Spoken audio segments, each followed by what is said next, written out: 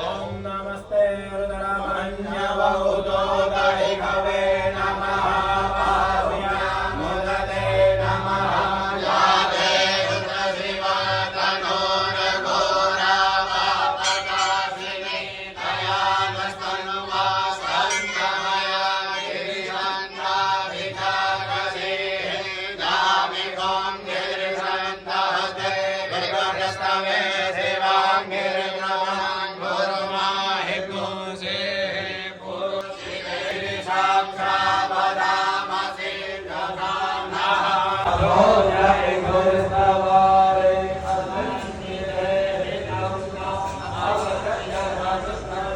सहस्राक्षसदे बुधे निषिद्धशल्यानामुखा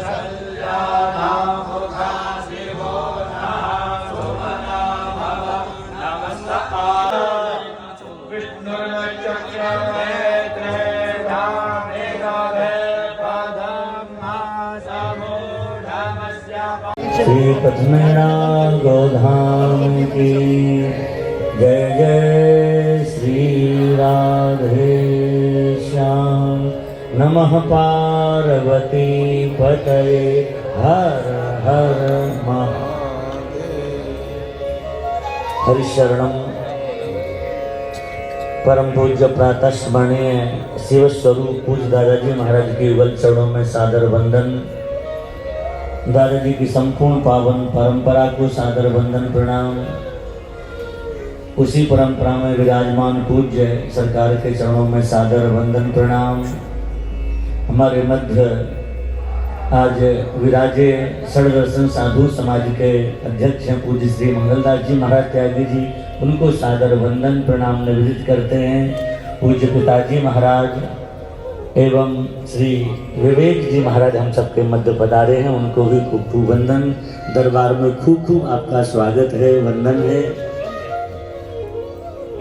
हम तो प्रातः काल कथा आप सबको श्रवण कराते ही हैं। सरकार की आज्ञा हुई कि थोड़ा कुछ बोल दें, फिर महापुरुषों का आशीर्वाद हम लोग प्राप्त करें। सभी दादाजी के जो भक्त यहाँ विराजमान हैं अतिशय सौभाग्यशाली हैं। दादाजी महाराज की कृपा, दादाजी महाराज की करुणा यहाँ प्रत्यक्ष देखने में हम सबको मिलती है। कैसी अद्भुत दादाजी की करुणा है। एक महापुरुष के अंदर कितनी ऊर्जा होती है, इसका प्रत्यक्ष प्रमाण यहाँ दिखाई देता है। सुबह से लेकर के 4 बजे से रात्रि के 1:30-2 बजे तक महाराज जी लगातार यहाँ लोग बैठे होते हैं। न इस भीड़ में कमी आती, न इन लोगों के उत्साह में कमी देखने को मिलती है। कल हम सुन रहे थे रात्रि को लगभग 1:30 बजे ऐसा झूम के लोग नाच रहे और गा रहे थे, खूब आनंद आ रहा था। तो इतना प्रेम दादाजी के प्रति जो आप सबका समर्पण है ये यहाँ देखने को मिलता है। और दादाजी की जो करुणा यहाँ पर बरस रही है वो अन्यत्र देखने को नहीं मिलती है। दादाजी साक्षात यहाँ विराजे हैं। ये प्रमाण, ये आप लोगों का भाव, ये आप लोगों का समर्पण इसका प्रमाण है, इसका सूचक है। और इसी क्रम में अनेक संतों का नित्य प्रति हम सभी को दर्शन हो रहा है। पूज्य दादाजी के स्वरूप में वर्तमान में विराजमान सरकार, उनका इतना संतों से प्रेम स्नेह है कि कोई भी संत महापुरुष जब किसी परमार्थ के कार्य पर चलते हैं, दादाजी को पता लगे तो जरूर सहज में वहां जाकर के पहुंचते हैं, उनसे मिलना चाहते और आप सबको भी उनका दर्शन हो जाए, ऐसा पूरी सरकार का भाव रहता है। और यही कारण प्रतिवर्ष अनेक महापुरुषों का यहाँ पदार्पण हो जाता है, केवल और केवल सरकार के प्रेम और अनुग्रह के कारण। हमारे पूज्य गुरुदेव भगवान प्रतिवर्ष यहाँ आना चाहते हैं और आने को लालायित रहते कि हम दादा दरबार में भले ही एक दिन को पहुंचे पर अपनी हाजिरी जरूर लगाएंगे। तो सभी महापुरुषों का यहाँ पदार्पण होता है। ये दरबार ऐसा है। इसी क्रम में हमारे मध्य में आज आदरणीय विवेक जी महाराज पधारे हैं। संतों के द्वारा हमारे यहाँ ठाकुर जी विशिष्ट कार्य करवाते हैं। भगवान कहते जो कार्य हमसे हुए वो तो हमने कर लिए, लेकिन कुछ कार्य ऐसे होते जो भगवान नहीं कर सके, तो ठाकुर जी वो कार्य अपने आत्म स्वरूप संतों को भेज करके करवाते हैं। और उसी क्रम में आदरणीय विवेक जी महाराज हैं, कल पूज्य त्यागी जी महाराज ने हमको बताया कि आपके द्वारा जो श्री नर्मदा जी की परिक्रमा हुई, आपने ऐसा संकल्प लिया कि अकेले तो परिक्रमा लोग कर ही लेते हैं, हम समूह को लेकर के करेंगे और जहां परिक्रमा रुकेगी वहां जितने लोग एकत्रित होंगे सब नगर वासियों का वहीं भोज होगा। और अनेक स्थल ऐसे नर्मदा जी के जो वर्तमान में लुप्त प्राय हो चुके हैं, और आपका भाव, आपका प्रयास यही है कि उन स्थानों को पुनः से हम प्रतिष्ठित करें, प्रकट हों, लोगों की जानकारी में वो पुनः आ जाएं। तो ये कार्य संतों के द्वारा ही संभव है। महाराज जी, एक बात हमारे स्मरण में अभी आ रही है, हमारे वृंदावन में जितने भी प्राचीन स्थल हैं, पिताजी बैठे हैं, भक्तमाल ग्रंथ इसका साक्षी है, वो स्थान प्राय लुप्त प्राय हो गए थे कालक्रम के प्रभाव से। पर भगवान ने अपने आत्म स्वरूप संतों को बंगाल से भेजा। रूप गोस्वामी जी, सनातन गोस्वामी जी, उन्होंने आकर के साधना की है। और साधना में कितना बड़ा बल होता, उस साधना से भगवान ने उनको प्रत्यक्ष दिखाया कि हमारे प्राचीन स्थल जो लुप्त हो गए हैं वो इस जगह हैं, आप उनका पुनः प्रतिष्ठापन करें। और उन्होंने उन स्थानों को पुनः प्रतिष्ठित किया जो वर्तमान में हम लोगों के दृष्टिगोचर होते हैं, जिन्हें हम देख पाते हैं। तो जो स्थान नर्मदा जी के किनारे तो इतने तीर्थ स्थल हैं, हजारों की संख्या में तीर्थों का वर्णन है और संत यही कार्य करते। अभी हमारे पूज्य गुरुदेव भगवान ये 5 दिसंबर 6 दिसंबर से भगवती गोदावरी की परिक्रमा को जा रहे हैं। लगभग 250-300 संत ही संत हैं।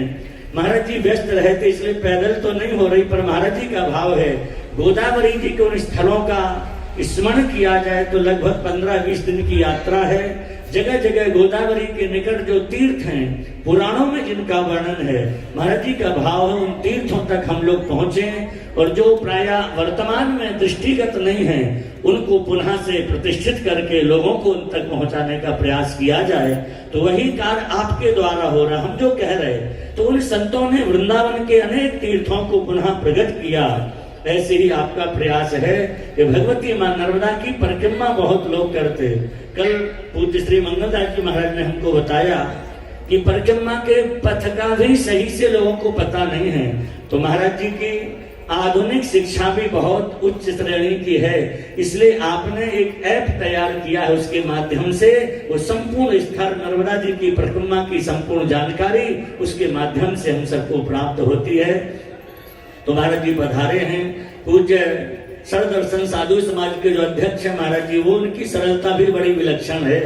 महाराज जी कहते हैं, कल हमको बता रहे थे बैठ के, बोले महाराज जी हमारी तो ये स्थिति थी, हम कहीं जाते सब हमको कहते उधर बैठो, साधु समाज में भी कहते, पर हमने कभी कुछ नहीं कहा। अपने को तो जहां जगह मिल गई, प्रसाद मिल गया, दक्षिणा मिल गई, लेके अपने संतुष्ट हो गए। पर ठाकुर जी ने ऐसी कृपा की, जो हमको इधर उधर बिठाते थे आज उसी समाज का हमको अध्यक्ष बना के बिठा दिया। तो भगवान ऐसी ही कृपा करते हैं। सबही मान प्रद आप अमानी, संतों में ये भाव जहां प्रतिष्ठित हो जाए तो भगवान अपने भक्त की महिमा को पुनः प्रतिष्ठित करने के लिए एक कार्य ठाकुर जी ही करवाते हैं। तो हम अधिक नहीं कहेंगे। पूज्य सरकार विराजमान है और सरकार के ही प्रेम स्नेह के कारण, सद्भाव के कारण, क्योंकि आपकी यात्रा में सरकार साहब भी पधारे थे और हमारे गुरुदेव की जो यात्रा उसमें भी आप पधारेंगे ही। तो आप सरकार की ओर से, पूरे दरबार की ओर से हम महाराज जी को सादर वंदन करेंगे। पहले पूज्य त्यागी जी महाराज से कहेंगे आप कुछ शब्द कह दें। कल कह रहे थे महाराज जी हम बोलते नहीं, माइक नहीं पकड़ते हैं, और यहाँ दरबार में आते तो दादाजी कुछ कहलवा लेते हैं। तो दादाजी का ही ये निवेदन है कि पहले आप, फिर महाराज जी का हम लोग जो भी आशीर्वाद है वो ग्रहण करेंगे। ऐसी आपके चरणों में प्रार्थना।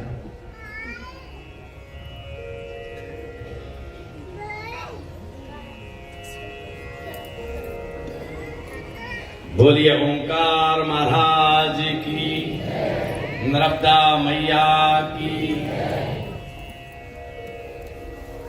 इस दरबार में तो बोलने की क्षमता तो मैं समझता हूं किसी को नहीं है। तुलसीदास जी महाराज ने जो बोला है, कभी न हो न चतुर कहाऊं, मति अनुरूप राम गुण गाऊं। तो दादाजी जिससे बुलवाना चाहते हैं, पंगु चढ़े गिरवर गहन मूक हो ही बाचाल। ये दादाजी की महिमा है कि यहां तो दादा नाम का कीर्तन होता रहे, बस नर्मदा माई की जय जयकार होती रहे। और यहां सरकार विराजमान है, पिताजी विराजमान है, महाराज श्री विराजमान है। आपको मैंने कल बोला था कि आप बड़े भाग्यशाली हैं कि आपको 18 पुराण महाराज जी द्वारा सुनाए जाएंगे। तो इससे सौभाग्यशाली और कौन हो सकता। महाराज जी हर जगह रामायण जी होती है, भागवत जी होती है, शिव पुराण होता है, नर्मदा पुराण होता है, लेकिन यहाँ सरकार का ऐसा मानना है कि 18 पुराणों का यहाँ पर वाचन हो। और महाराज जी यहाँ पर भविष्य पुराण कर रहे हैं। तो ये दादाजी की महिमा है कि दादाजी जिसको चाहते हैं उसको अपनी तरफ खींच लेते हैं। परिक्रमा तो सब करते हैं, सभी ने की। जो दादाजी की परंपरा से परिक्रमा दादाजी के बाद श्रद्धेय विवेक जी ने की। मैं उस समय भी बोला था और यहां दरबार में भी बोल रहा हूं कि श्रद्धेय विवेक जी के मन में भाव आया कि हम परिक्रमा उस प्रकार से करें। परिक्रमा तो सभी कर रहे हैं, लेकिन हम जो दादाजी, बड़े दादाजी गौरी शंकर महाराज पूरी जमात को लेके चलते थे और जिस जगह जाते थे वहां समभोज होता था। पूरे गांव वालों को बुला के उनके साथ बैठ के सबके साथ आरती करना, भोजन करना, वही परंपरा श्रद्धेय विवेक जी ने 2 परिक्रमा की है। और दोनों परिक्रमा में मेरे को ये देखने को मिला कि जब भी परिक्रमा जिस गांव में पहुंचती थी उस गांव वालों को बुलाते थे, सबके साथ आरती करते थे और फिर सहभोज करते थे। अद्भुत परिक्रमा हुई। महाराज जी ने वो परिक्रमा के दौरान 370 स्थान चिन्हित किए। और नर्मदा जी का जो मार्ग था तो सही मार्ग पता नहीं है। कोई 4000 किलोमीटर बोलता है, कोई 3500 किलोमीटर बोलता है। महाराज जी ने उसको सही अंकित किया है। और अभी एक माई परिक्रमा करके ऐप बनाया है, उसका शुभारंभ हो गया है। तो ऐसे दिव्य संत की वाणी से आप लोग श्रवण करेंगे। अब हम क्या बोले, हमको तो बोलना आता नहीं है। दादाजी की जय जयकार होती रहे। नर्मदे हर, नर्मदे हर।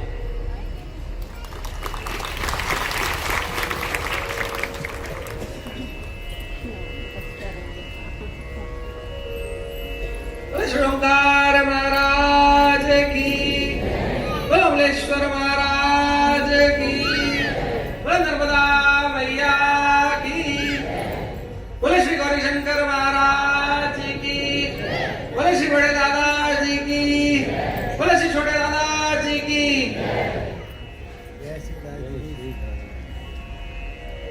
इस महत्वपूर्ण स्थान में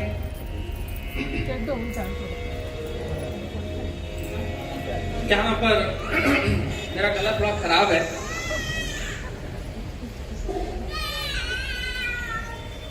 सरकार जी यहाँ पर बैठे हुए हैं, कुछ पिताजी भी हैं, मेरे प्रिय महाराज जी त्यागी जी भी हैं, दीनबंधु जी महाराज जी भी हैं, यहाँ पर मदन भाव भी बैठे हुए हैं। और आप सब, मैं त्यागी जी को कह रहा था, हम लोग आश्रम पे थे श्री जोड़ गणपति हनुमान मंदिर में, तो महाराज जी से प्रार्थना करा था कि आप सरकार को कहिएगा कि आज कुछ कहने का विषय नहीं बनाएंगे। लेकिन सरकार है अद्भुत, तो उन्होंने अद्भुतता का कार्यक्रम कर लिया। उन्होंने अपने से मुझे नहीं बोलने के लिए बोला, महाराज जी ने मुझे बोलने के लिए बोला। तो आप साधुवाद।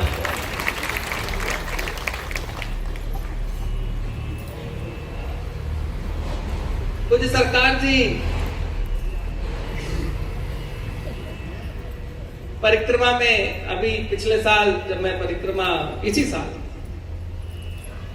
एक दिन, पूरा दिन, और उस दिन हम सबसे लंबा चल रहे थे। आप सबको आनंद की घटना बताता हूं कि हम लोग उस दिन सबसे लंबा चल रहे थे। कोई 34 किलोमीटर का उस दिन का हमारा सुबह से शाम तक का सफर था, हरसूद से मूंदी के बीच में।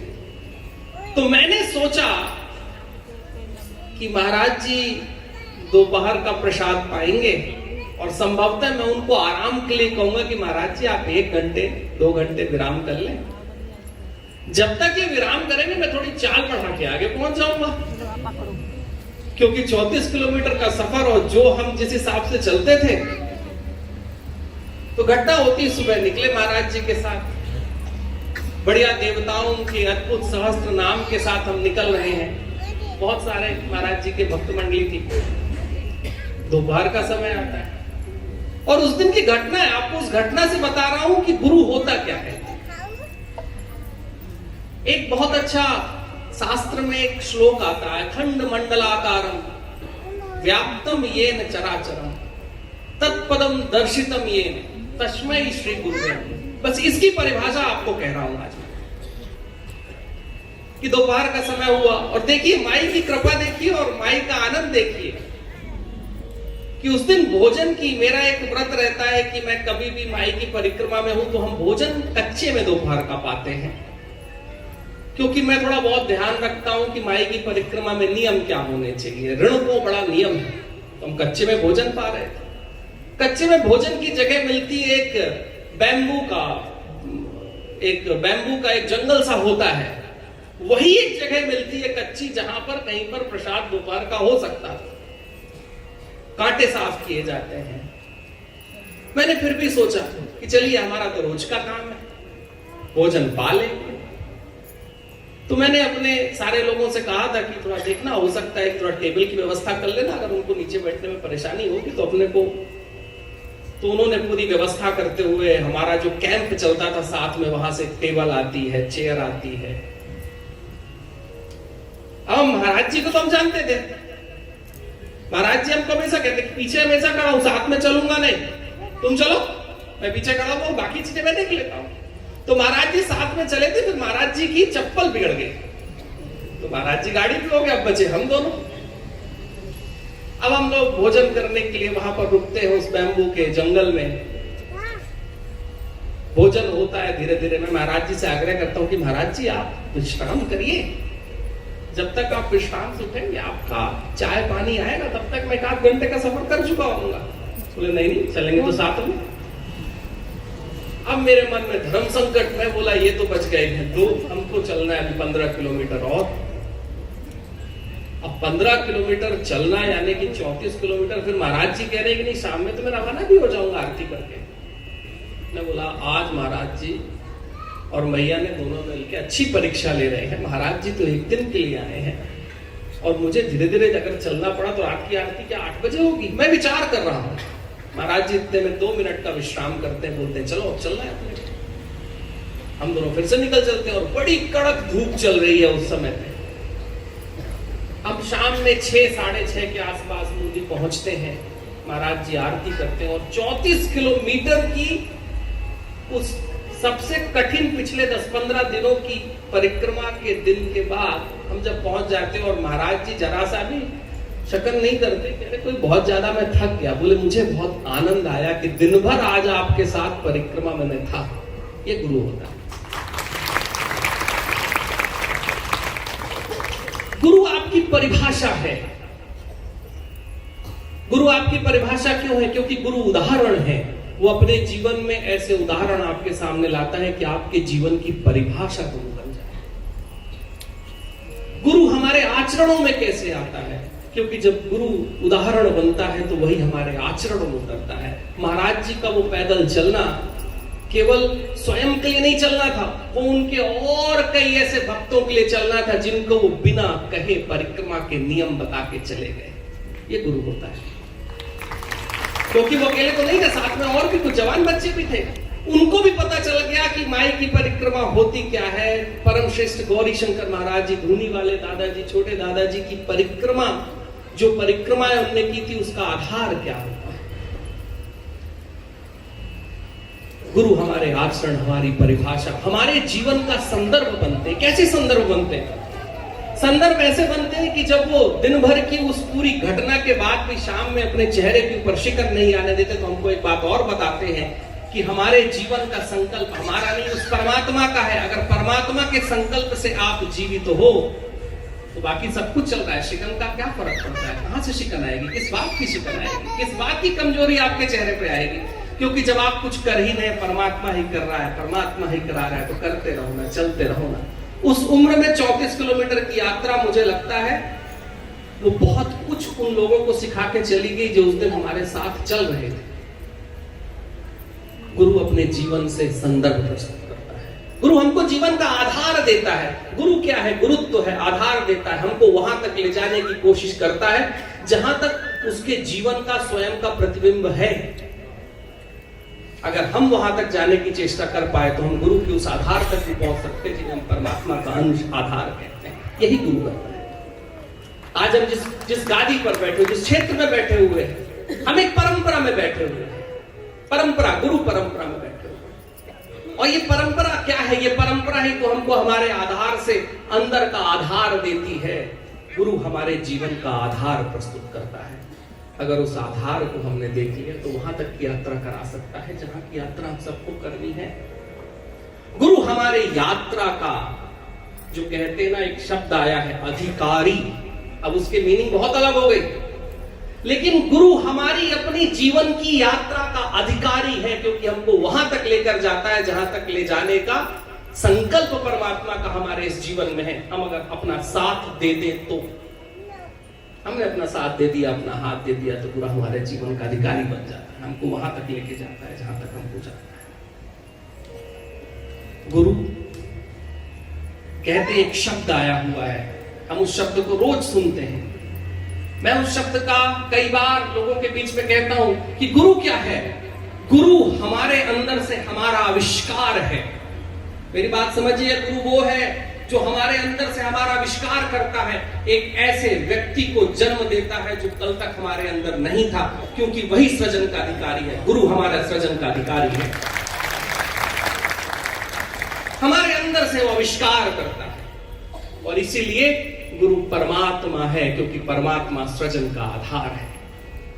तो अपने जीवन के अंदर से आविष्कार का आधार बनने दीजिएगा, आधार का आधार बनने दीजिएगा। क्योंकि हमने इतना कर दिया तो हमने गुरु को वो स्वतंत्रता हमने गुरु के हाथों में दी कि जा, हमारे जीवन का जो निश्चय करना है वो आपके हाथों में है। और जिस समय हम गुरु के हाथ में अपना आधार दे देते हैं, तब हमारे जीवन में परमात्मा की यात्रा आरंभ होती है।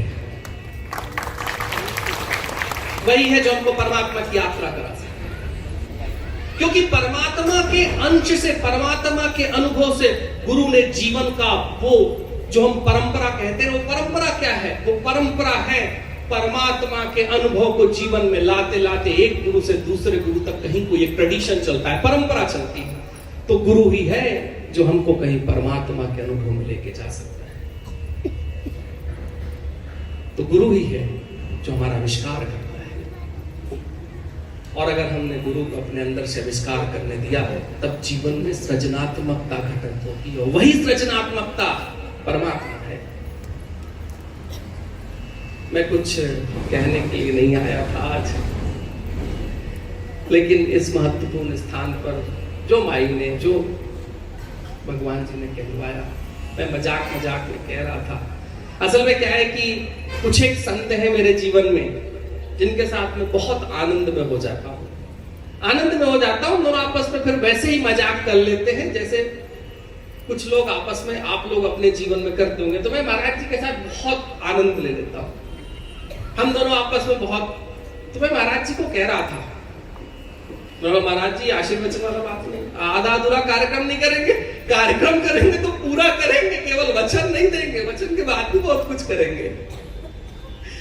तो आप सभी के बीच में आकर, इस स्थान पर आकर, इस तीर्थ पे आकर, मैं महाराज जी आपको कि आज हम जिस जगह पर बैठे हुए हैं वो कहीं मैं आया, मुझे सरकार ने बताया कि यहाँ पर दादाजी का चातुर्मास। धूनी वाले जी की परंपरा का एक फिर तीर्थ हुआ, जहां उनका चातुर्मास हुआ वहां यानी कि तीर्थ हुआ। इसी तरीके से यही तीर्थ है जहां परमात्माओं ने, देवताओं ने, गुरुओं ने अपने जीवन के अंश से कहीं कुछ प्रकट किया। यही भारत के तीर्थ है। और अगर भारत के तीर्थों के ऊपर हम जाते रहे तो अपनी परंपराओं के ऊपर हम जाते रहेंगे। अगर आप धूनी वाले दादाजी की परंपरा में कहीं इन तीर्थों में जाते रहेंगे, मैया नर्मदा की परंपरा में अगर नर्मदा जी के तीर्थों में जाते रहेंगे, तो हम उन स्थानों पर जाते रहेंगे जहां परमात्मा की अंश आज भी है। क्योंकि तीर्थ तो वो है जहां परमात्मा ने अपने अंश से अपने आप को गढ़ा था, वो तीर्थ है। तो इसी प्रकार से महाराज जी अपने गोदावरी जी के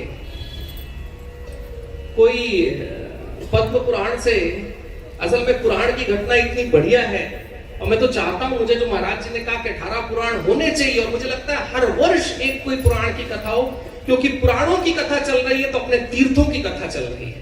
अगर आप पुराणों को अगर आप सुन पा रहे हैं तो अपने तीर्थों को सुन पा रहे हो, तीर्थों को सुन पा रहे हैं तो अपने इतिहास को सुन पा रहे हैं। याद रखिएगा, भारत में कहा हुआ कोई भी पुराणों की घटना कोई कहानी नहीं है। वो कहानी इसलिए हो गई क्योंकि हम अपने तीर्थों की जानकारी खत्म कर रहे हैं, तो वो कहानियां हो गई। अगर हम अपने तीर्थों की तरफ जाते रहेंगे तो वही हमारा इतिहास हो जाता है। तो पुराण तो हमारा इतिहास है, लिखा हुआ इतिहास है। जो कुछ पुराण में है सब कुछ आज भी, अगर कुछ मनुष्यों ने उसे तबाह नहीं किया, कुछ सरकारी योजनाओं ने खराब नहीं किया, तो आज भी है। और भैया गोदावरी के तट पर जो कोई 476 तीर्थ है वो भी हमारे ऐप में आ रहे हैं महाराज जी।